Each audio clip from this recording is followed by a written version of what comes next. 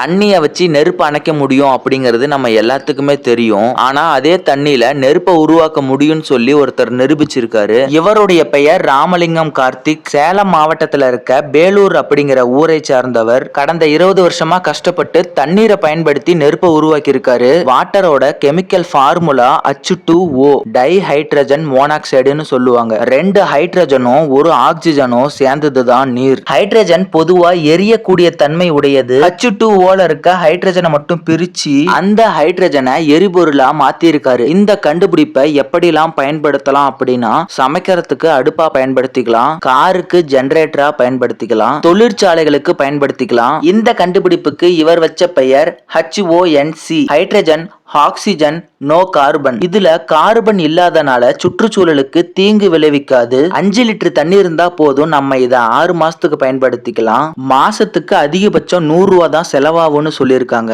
நம்ம தமிழ்நாட்டுக்காரர் இத கண்டுபிடிச்சது ரொம்ப பெருமையா இருக்கு.